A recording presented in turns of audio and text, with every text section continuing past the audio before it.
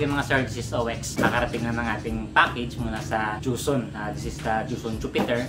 Na initially, ginawa ko na to ng impression review. Tinignan natin yung unang yung specs kasi yung bagong version nito, kakasabi kasi ni Bossing Juson na na may binago sila dito. So, ito yung i-check natin yung guts niya, kung ano yung pinagbago.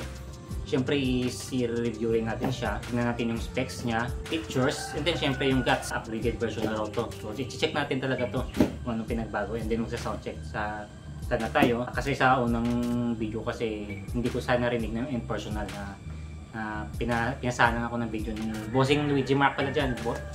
Shoutout sa'yo dyan. Luigi Mark Dizon from Muntinlupa or Marikina pala, na boxmaker na Ilonggo rin po yan. So ngayon, i-review ko siyang mag-isa kasi wala dito si Master Dix natin, kasi iba yung inatupag na, siguro chicks na naman. So anyway, let's start the video na.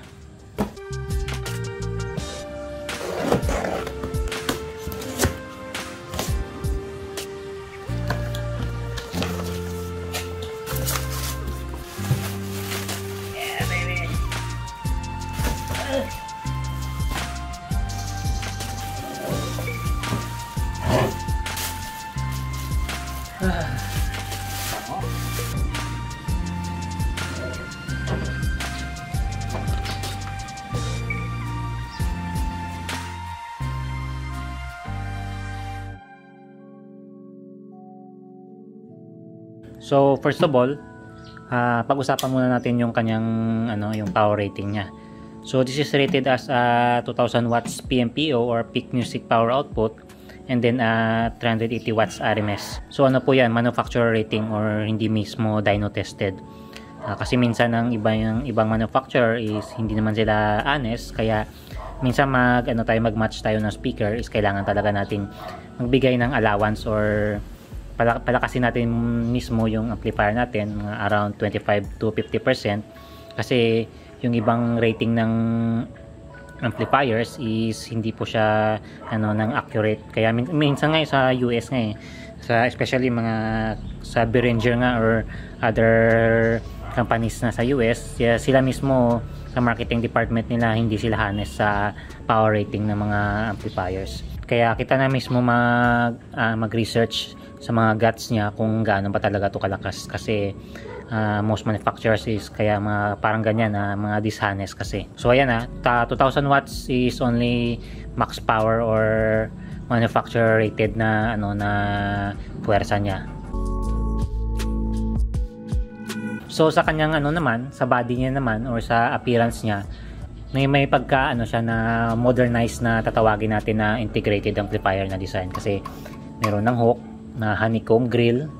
Mas maganda tignan kasi ito na mas malinis, and then may digital display siya para sa mga information na kailangan natin. Sa mga integrated features niya or integrated amplifier features, may mic po siya, mic 1 and mic 2, mic volume, pero isa lang yung volume niya na control sa dalawa nito. Sa effects naman, meron siyang echo. For the tone control, bass treble, and then a balance knob. And then yung ating yung pang-control ng ating inputs, especially mode, Bluetooth, line in or aux sa likod, W, ewan ko kung anong W nito. W? Para saan kaya to? Reverse, play, pause, and forward or move forward, parang ganyan. Syempre, this is a power amplifier. Meron itong dalawang channels, channel A and channel B. So sa knob niya this is a plastic type. Medyo okay naman yung niya, yung pagkakagawa ng knobs niya or yung mga potentiometer nito. Wala siyang masyadong alog kagaya ng ibang amplifiers na maalog yung niya, yung try natin bunutin. Hindi, matibay yung niya, mga knobs niya, matibay kahit siguro may naka-glue siguro to. Meron iba kasi na mga knobs na madaling bunutin. Ito mas okay siya. So and then USB.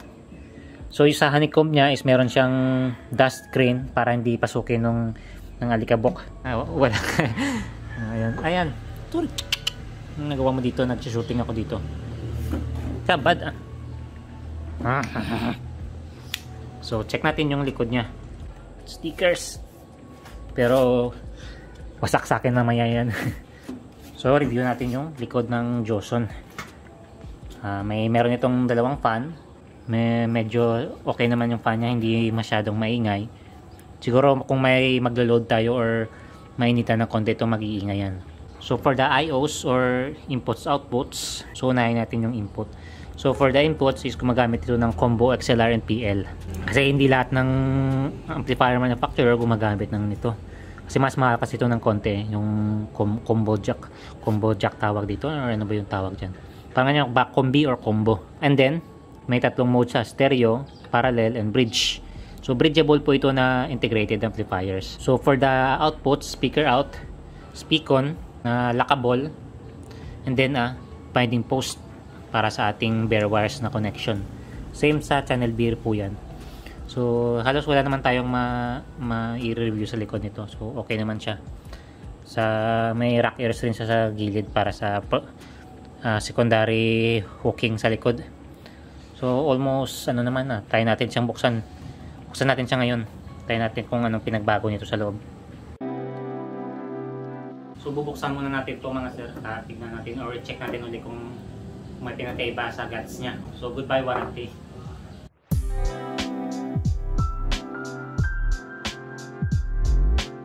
Ang liit ng screw niya oh. Maliit, madaling mawala. Kaya lagay natin sa magnet.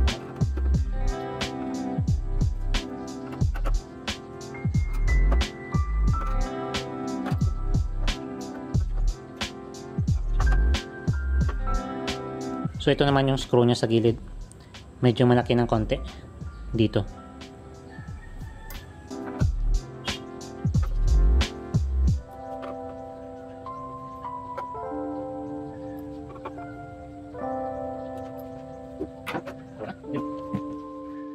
So ito na yung guts niya. Tignan natin yung pinagkaiba ng unang version sa bagong version nila.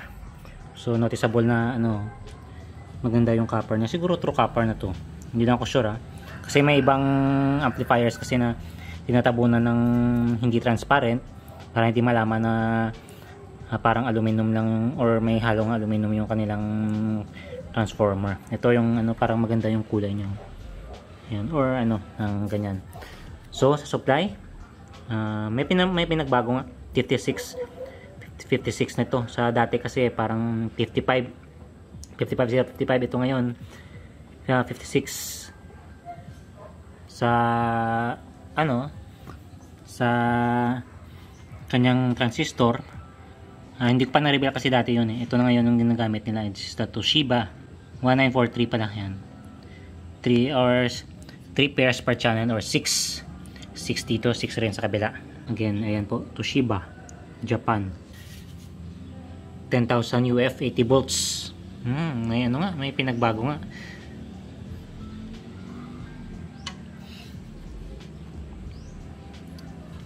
So ayan tumaas ng konti yung supply niya, yung caps niya parehas rin karami, pero nag-iba lang yung value or lumaki lang yung capacity, and syempre dalawa pa rin yung fan niya. Akala ko nga dinagdagan niya ng fan dito para sa intake, pero parang walang slot sa fan ata sa dito. Ayan.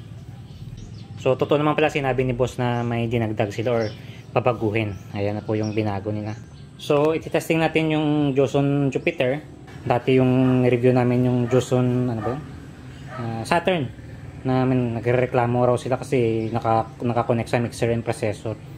Na parang daya raw yung soundcheck namin. Kaya ito na yung gagawin namin ngayon. Gagawin ko ngayon pala.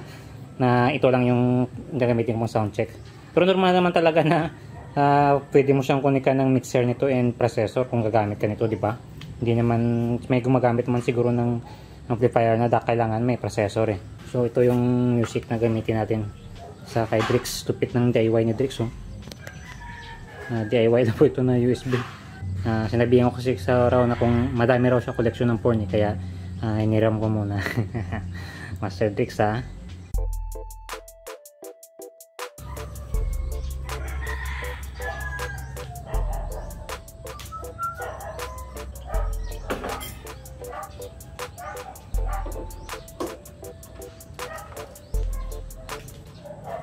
first sound check pala is tops natin or mid-high gagamitin. tingnan natin yung clarity niya mismo kasi this is a class AB amplifier.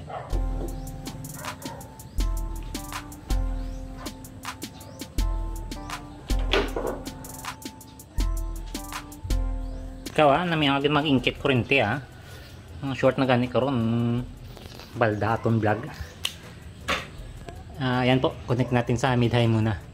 Dito natin itatry yung clarity ng ating Joson.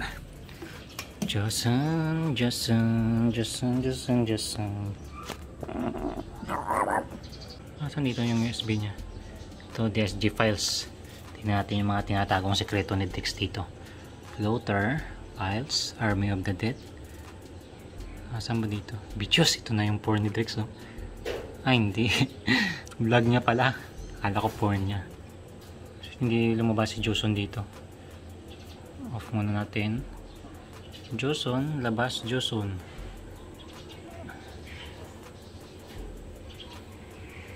Ba't wala?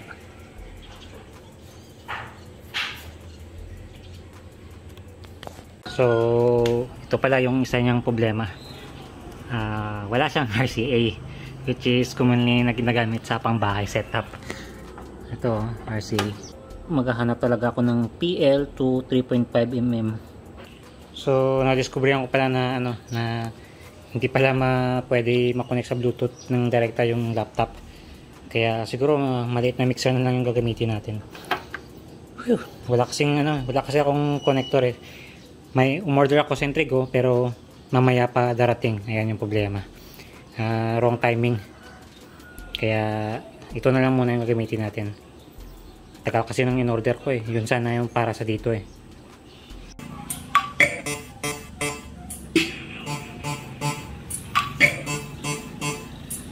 This is Jakey Minisan of Barangay San Jose, San Miguel, owned and managed by John Paul Rona.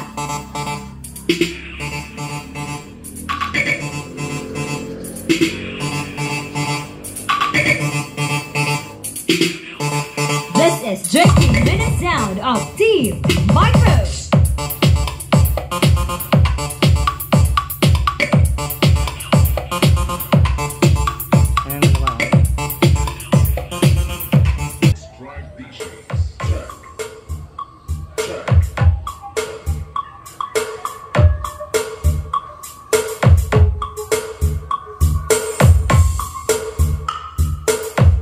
This is Team Micro of San Miguel Chapter.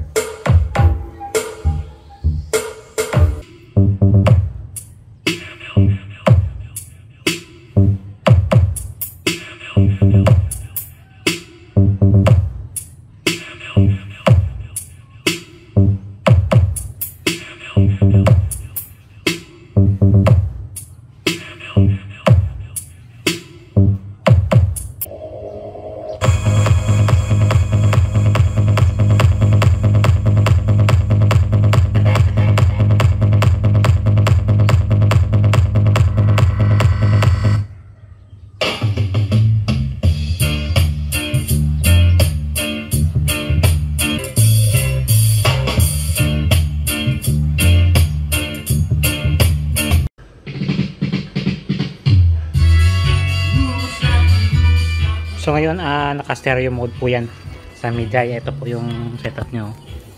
Asan ba dito yung ayan, stereo mode. So try natin sa sub parallel. Yung dalawang babang speaker natin which is Titan Audio na 1000 watts. Ayan, wala po yan. Dalawang sub lang po yan muna. Try natin sa sub.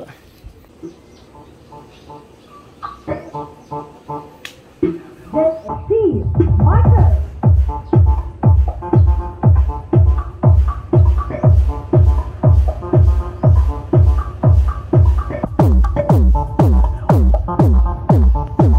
Ayos, kahit walang processor or mixer lang, kaya niyang payanigin yung mga yero sa taas dito.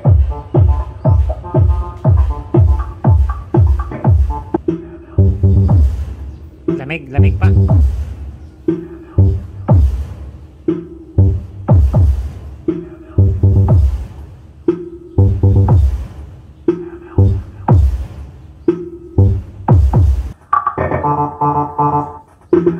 This is Team Micro.